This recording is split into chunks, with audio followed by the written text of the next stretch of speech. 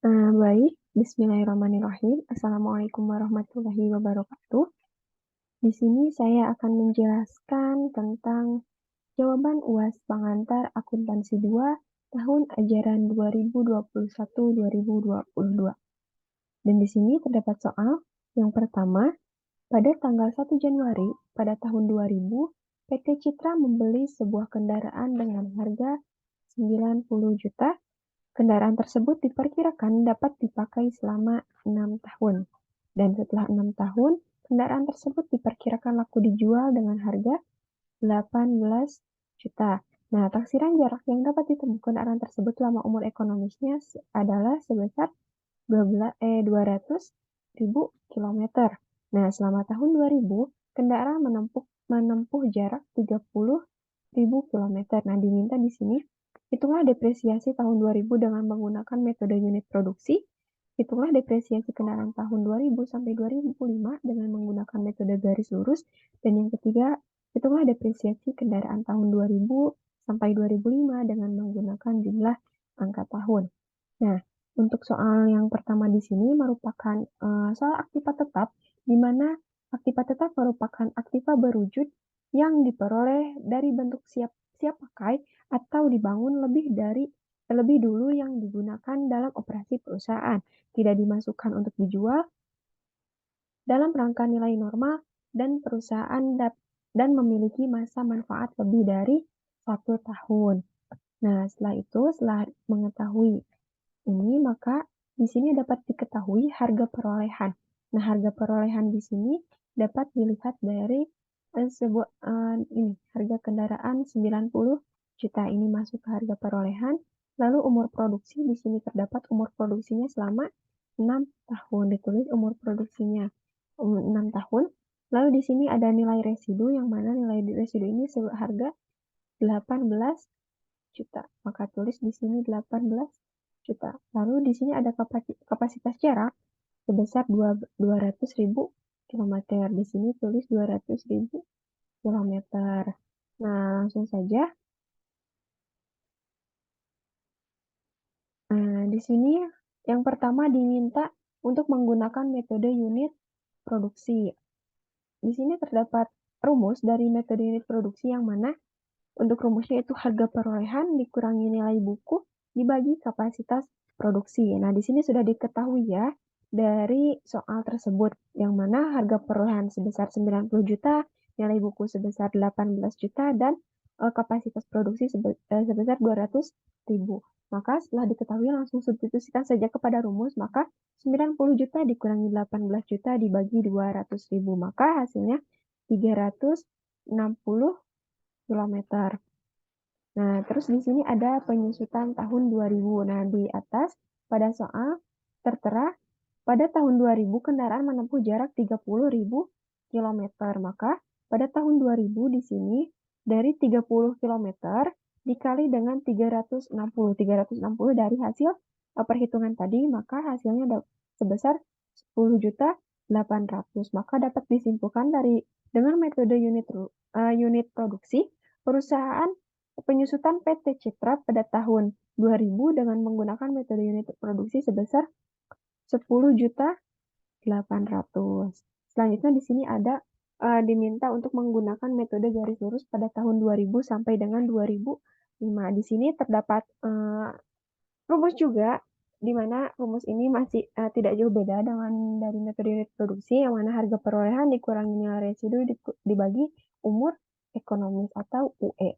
Nah, di sini umur ekonomisnya yaitu dilihat dari umur produksi, sama saja umur ekonomis maupun umur produksi selama 6 tahun. Maka langsung substitusikan saja kepada rumus 90 juta dikurangi 18 juta dibagi 6, maka hasilnya 12 juta per tahun. Maka dapat disimpulkan penyusutan pada tahun 2000 sampai 2005 dengan menggunakan metode garis lurus sebesar 12 juta per tahun. Nah, di sini untuk menggunakan metode garis lurus dapat menggunakan tabel, yang mana dari tabel tersebut berisi yang pertama ada tahun, yang kedua ada beban penyusutan, yang ketiga ada akumulasi penyusutan. Maaf, ini kecoret. Ya. Nah, yang keempat ada nilai buku. Nah, untuk tahun, tahun di sini kan pada soal itu diminta pada tahun 2005 sampai 2000, maaf, 2000 sampai 2005. Maka di sini untuk tahun ini ditulis 2000, 2001, 2002 sampai dengan 2005. Nah, untuk beban penyusutan, khusus untuk metode garis lurus, beban penyusutan dari tahun ke tahun maka akan tetap sama. Di sini untuk penyusutannya kan sudah diketahui ya 12 juta. Maka dari tahun ke tahun untuk penyusutan dengan menggunakan metode garis lurus maka akan tetap sama sebanyak 12 juta. Nah, untuk akumulasi penyusutan di sini yang mana perhitungan jumlah dari beban penyusutan. Nah, untuk nilai buku di sini ditulis dulu 90 juta. 90 juta ini dari mana? 90 juta ini dari harga perolehan. Maka di sini ditulis dulu 90 juta. Kita langsung saja masuk ke perhitungan. Di sini untuk tahun tahun pertama itu tahun 2000, di mana beban penyusutannya itu sebanyak 12 juta dan akumulasi penyusutannya karena di sini masih tahun pertama maka tidak ada penambahan untuk akumulasi penyusutan, maka dicantumkan saja 12 juta. Nah, untuk nilai bukunya yaitu 90 juta dikurangi 12 juta. Jadi nilai buku dikurangi dengan beban penyusutan. Nah, ini 90 juta dikurangi 12 juta. Maka hasilnya akan 78 juta. Nah, di sini dilihat pada tahun kedua. Pada tahun kedua itu pada tahun 2001. Nah, untuk beban penyusutannya masih sama 12 juta. Dan untuk akumulasi penyusutannya yaitu beban penyusutan tahun pertama ditambah beban penyusutan tahun kedua. Jadi 12 juta ditambah 12 juta sama dengan 24 juta. Maka akumulasi pada tahun kedua yaitu 24 juta. Nah, untuk nilai bukunya berarti yang ini. Nah, nilai buku tahun pertama dikurangi beban penyusutan tahun kedua. Jadi 78 juta dikurangi dengan 12 juta. Maka hasilnya 66 juta. Nah, untuk tahun ketiga juga masih tetap sama. Untuk tahun ketiga itu pada tahun 2002, beban penyusutannya masih tetap sama, 12 juta. Maka untuk akumulasi penyusutannya berarti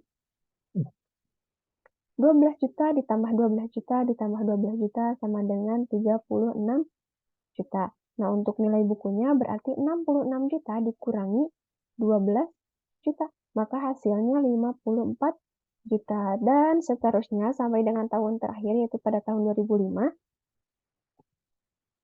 Yang mana beban penyusutannya masih tetap sama 12 juta. Dan untuk akumulasi penyusutannya berarti beban penyusutan tahun pertama, tahun kedua, tahun ketiga sampai dengan tahun kelima dijumlahkan berarti 12 juta tambah 12 juta ditambah 12 juta ditambah 12 juta ditambah 12 juta ditambah 12 juta. Maka hasilnya 72 juta atau biar tidak pusing ini 60 juta ditambah 12 juta sama dengan 72 juta. Nah, untuk nilai bukunya berarti nilai buku pada tahun keempat dikurangi beban penyusutan tahun ke-5. Maka 30 juta dikurangi 12 juta, maka hasilnya 18 juta. Nah, ini merupakan tabel dengan menggunakan metode garis lurus. Nah, selanjutnya di sini diminta dengan menggunakan metode angka tahun. Untuk tahunnya masih tetap sama pada tahun 2000 sampai dengan 2005. Yang mana pada metode angka tahun ini terdapat rumus N dikali N ditambah 1 dibagi 2. Yang mana N di sini merupakan umur ekonomis. Kan sudah diketahui pada soal umur ekonomisnya itu selama 6 tahun. Maka kita langsung substitusikan saja pada rumus. Berarti 6 dikali 6 tambah 1 per 2. 6 ditambah 1 sama dengan 7. 7 dikali 6 sama dengan 42. Jadi 42 per 2. Maka hasilnya 21. Ini merupakan hasil perhitungan dengan menggunakan metode angka tahun. Selanjutnya pada metode angka tahun ini juga sama menggunakan tabel. Yang mana tabelnya masih tetap sama berisi tahun, beban penyusutan, akumulasi penyusutan, serta nilai buku. Nah, beda dengan metode garis lurus, dari tahun ke tahun beban penyusutan itu pasti tetap sama, sedangkan untuk menggunakan metode angka tahun, beban penyusutan dari tahun ke tahun maka akan tetap berbeda. Nah, mari kita lihat. Di sini untuk tahun masih tetap sama, diisi tahun dari 2000 sampai dengan 2005. Untuk beban penyusutannya, nanti kita akan bahas, ini ada perhitungannya, berbeda dengan metode garis lurus. Untuk akumulasi penyusutannya masih tetap sama, perhitungan dari beban penyusutan, dan untuk nilai bukunya masih tetap sama. Perhitungan dari nilai buku dikurangi beban penyusutan. Ini masih tetap sama dari harga perolehan. Lanjut. Nah, di sini untuk pada tahun pertama itu pada tahun 2000 yang mana untuk menghitung beban penyusutan yaitu 6/21 dikali 90 juta dikurangi 18 juta maka dapat dihasilkan 20.571.428. Nah, untuk mengetahui 6 ini tuh dari mana, maka 6 ini merupakan umur ekonomis. Kan di sini tertera umur ekonomisnya itu 6, maka di sini untuk umur ekonomis pada tahun pertama itu masih tetap 6 karena belum terpakai sama sekali, maka masih tetap 6 umur ekonomisnya. Dan di sini untuk dibagi dengan 21, nah 21 di sini merupakan perhitungan dengan menggunakan metode garis lurus. Jadi kita cantumkan saja 21 di sini. Dan untuk 90 juta ini, 90 juta ini dari mana? 90 juta ini merupakan harga perolehan dan 18 juta ini merupakan nilai residu dari soal. Setelah mengetahui itu, mari kita langsung jumlahkan saja. 6/21 dikali 90 juta dikurangi 18 juta, maka hasilnya 20.571.428. Maka untuk akumulasi penyusutan pada tahun pertama masih tetap sama, tidak ada penambahan sama sekali, masih tetap 20.571.428. Nah, untuk nilai bukunya berarti 90 juta dikurangi dengan 20.571.428. Maka dapat dihasilkan 69.428.572. Nah, selanjutnya pada tahun kedua yaitu pada tahun 2001.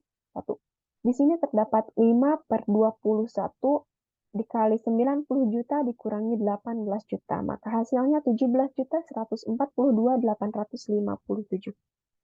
Nah, untuk mengetahui 5 ini dari mana, 5 ini masih tetap dari umur ekonomis yang mana ya pada tahun pertama ini kan umur ekonomisnya masih tetap 6. Nah, pada tahun kedua otomatis umur ekonomisnya itu terpakai 1, maka dikurangilah umur ekonomisnya 1, jadi 6 dikurangi 1 sama dengan 5. Untuk 21 ini masih tetap sama dari nilai perhitungan metode angka tahun, maka langsung dijumlahkan saja. 5/21 dikali 90 juta dikurangi 18 juta, maka dapat dihasilkan 17.142.857. Nah, untuk akumulasi penyusutannya berarti kita tinggal jumlahkan saja 20.571.428 ditambah 17.142.857. Maka dapat dihasilkan 37.714.285. Nah, untuk nilai bukunya juga masih tetap sama, berarti 69.428.572 dikurangi 17.142.857. Maka dapat dihasilkan 52.285.715. Untuk tahun ketiga juga masih tetap sama. Nah, di sini untuk umur ekonomisnya berarti tetap berkurang 2. Udah terpakai pada tahun kedua dan tahun ketiga, berarti udah terpakai 2 kali. Berarti umur ekonomisnya dikurangi 2. 6 dikurangi 2 sama dengan 4. Di sini masih tetap 21. Jadi 4/21 dikali 90 juta dikurangi 18 juta. Maka hasilnya 13.714.285. Nah, untuk akumulasi penyusutannya di sini masih tetap sama. Perhitungan dari beban penyusutan berarti yang ini aja 37.714.285 ditambah 13.714.285. Maka dapat dihasilkan 51.428.570. Nah, untuk nilai bukunya masih tetap sama. Tinggal 52.285.715 dikurangi 13.714.285. Maka dapat dihasilkan 38.571.430. Dan sampai tahun terakhir pada tahun 2005 kita singkat saja. Di sini untuk umur ekonomisnya tinggal sisa 1 karena yang lainnya sudah terpakai 5 kali, berarti pada tahun kedua, ketiga, keempat, dan kelima. Maka umur ekonomisnya tinggal sisa 1. Jadi 1/21 dikali 90 juta dikurangi 18 juta. Maka hasilnya 3.428.571. Untuk akumulasi penyusutannya tinggal ditambahkan saja, berarti 68.571.426 ditambah 3.428.571, maka dapat dihasilkan 71.999.997. Nah, untuk nilai bukunya berarti 21.428.574 dikurangi 3.428.571, maka dapat dihasilkan 18.003 perak. Nah, ini merupakan pembahasan dari nomor 1. Selanjutnya ini terdapat soal nomor 2, yang mana soalnya itu sebuah firma memperoleh laba tahun 2021 sebesar $85.000. Nah, gaji bulanan untuk masing-masing sekutu, untuk sekutu A yaitu $35.000 per bulan, dan sekutu B sebesar $30.000 per bulan. $30.000 per bulan. Nah, di sini diminta pembagian laba yang mana A dan B sepakat laba dibagikan setelah dikurangi gaji dengan pembagian 50/50, dan yang B jurnal yang diperlukan. Di sini dapat diketahui untuk laba di sini sebesar $85.000, untuk gaji sekutu A sebesar $35.000 per bulan, dan untuk gaji B $30.000. Nah, di sini yang diminta yang pertama pembagian laba 50/50. Di sini untuk pembagian laba 50/50, kita langsung hitung saja. Untuk laba bersihnya ini sebesar $85.000. Ini kita cantumkan saja di laba bersih, dan untuk pembagian laba bersihnya ini untuk sekutu A, sekutu B, dan ini sigma, merupakan penjumlahan dari seluruhnya. Nah, ini gaji. Nah, untuk gaji A itu sebesar $35.000, dan untuk gaji B sebesar $30.000.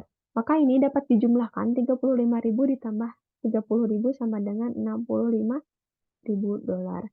Nah, untuk laba dibagi, di sini kan sudah terbagi 65.000. Nah, berarti 8, ini kan laba bersihnya mendapatkan 85.000. Nah, dikurangi 65.000. Maka laba yang dihasilkan oleh perusahaan yaitu sebesar 20.000. 20.000 ini dari mana? Berarti 85.000 dikurangi 65.000, maka dapat dihasilkan 20.000. Nah, untuk 20.000 ini karena dari soal sepakat untuk dibagi 50/50, berarti tinggal dibagi rata, dibagi 2. Berarti 20 dibagi 2 sama dengan 10.000 untuk sekutu A dan 10.000 untuk sekutu B. Maka semuanya rata. Maka dapat dijumlahkan sebanyak 20.000. Maka hak yang akan diberikan kepada sekutu A yaitu sebesar 45.000, dan untuk hak untuk sekutu B sebesar 40.000. Maka jumlah dari seluruhnya sebesar 85.000. Maka dapat disimpulkan sekutu A berhak atas laba sebesar 45.000 dan sekutu B berhak atas laba sebesar 40.000. Selanjutnya ini untuk yang B, jurnal yang perlukan yang mana jurnal ini jurnal seperti biasanya. Silvi yakin untuk rekan-rekan semua pasti tidak asing dengan kata jurnal, yang mana ketika pendapatan bertambah itu di debit, pendapatan berkurang itu di kredit. Nah, ini debit, ini kredit, maka untuk income summary itu pendapatan sebesar $85.000 disimpan di debit, dan untuk sekutu A berarti gaji, berarti kas itu berkurang. Untuk sekutu A membayar $45.000 di kredit, dan sekutu B $40.000 di kredit, maka di kredit sebesar $85.000,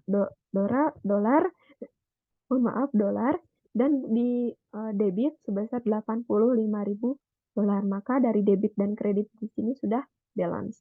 Selanjutnya di sini ada soal nomor 3, di mana ini meneruskan soal nomor 2. Meneruskan soal nomor 2, diketahui pula biaya bunga 10% per tahun, dan modal awal sekutu A dan B masing-masing $50.000. Nah, diminta hitung pembagian laba rugi masing-masing sekutu apabila A dan B sepakat laba dibagikan setelah dipotong gaji dan biaya bunga dengan perbandingan 50/50.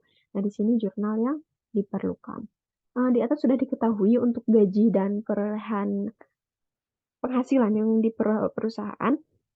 Dan di sini ada diketahui juga pada soal nomor 3, yaitu diketahui biaya bunga sebesar 10%. Maka di sini diketahui biaya bunga sebesar 10% per tahun. Dan di sini untuk modal A dan B masing-masing $50.000.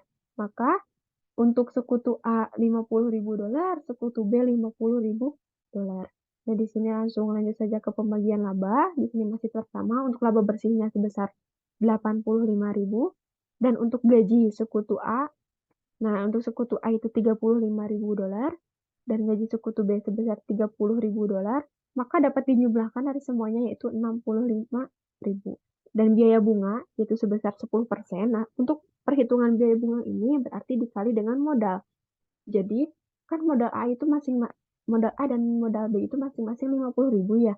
Nah, jadi 50.000 ini berarti tinggal 50.000 dikali dengan 10%, maka dapat dihasilkan 5.000.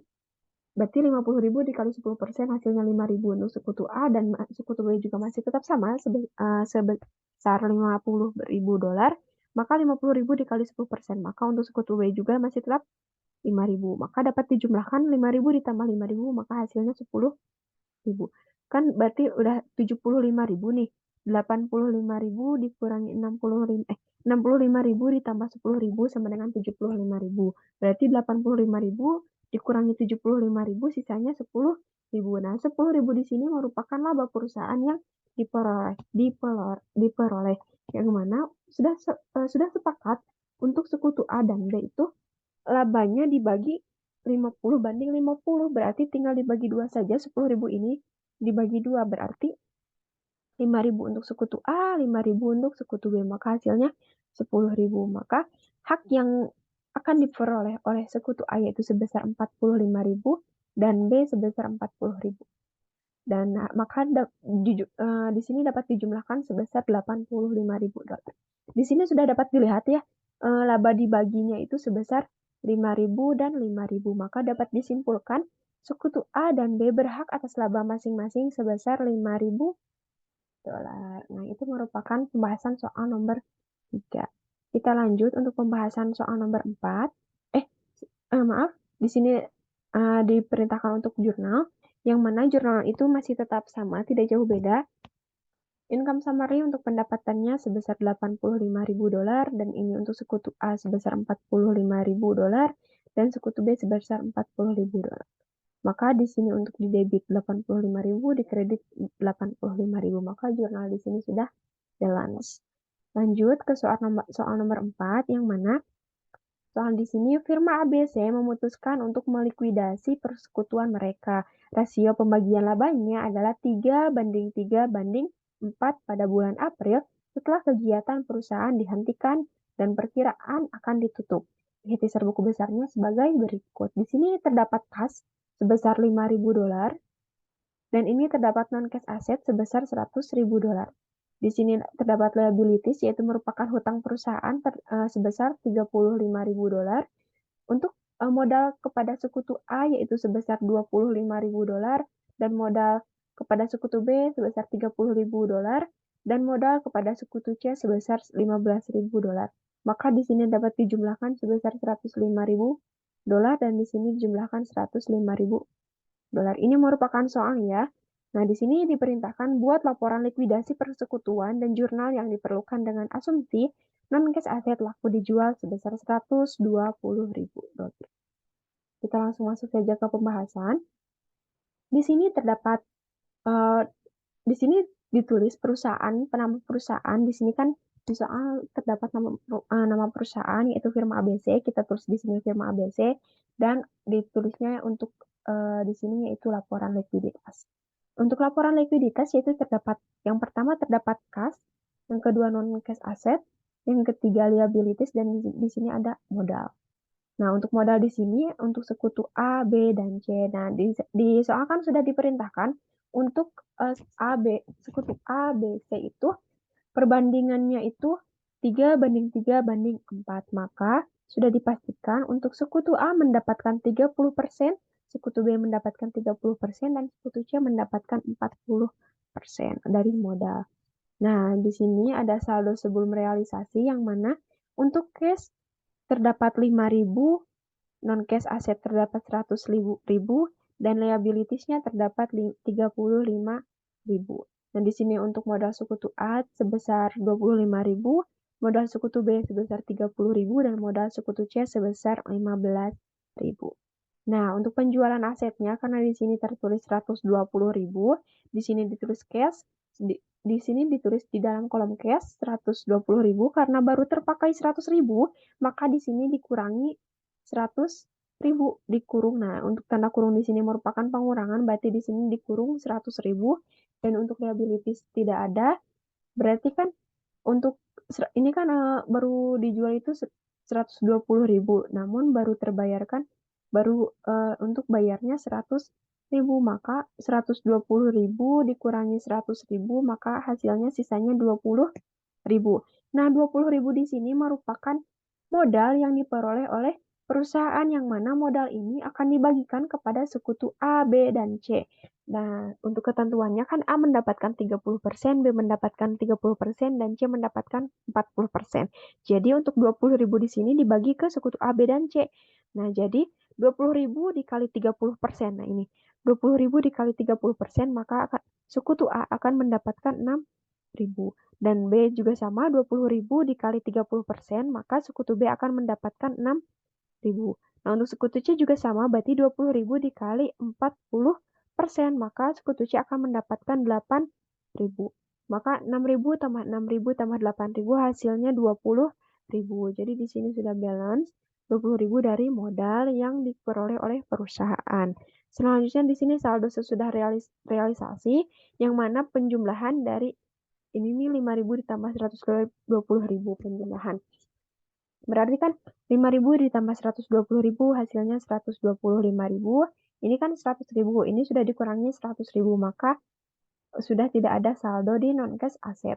Di sini hutangnya masih tetap sama, belum dibayar 35.000. Dan di sini tinggal jumlahkan saja 25.000 ditambah 6.000, maka hasilnya 31.000. Di sini jumlahkan 30.000 ditambah 6.000, maka hasilnya 36.000. Di sini juga dijumlahkan 15.000 ditambah 8.000, maka hasilnya 23.000. Di sini pembayaran hutang, yang mana sudah diceritakan bahwa perusahaan firma ABC ini sudah membayarkan hutang, maka kas berkurang untuk pembayaran hutang sebesar 35.000. Berarti kas berkurang dikurung di sini 35.000. Untuk non cash asetnya sudah tidak ada saldo. Di sini berarti hutangnya berkurang 35.000, dan di sini tidak ada hutang sama sekali, berarti 000 saja. Lalu ini saldo setelah pembayaran hutang. Berarti kan 125.000 dikurangi 35.000 hasilnya 90.000. Di sini sudah tidak ada saldo, di sini hutangnya sudah tidak ada karena sudah terbayarkan, berarti sudah lunas.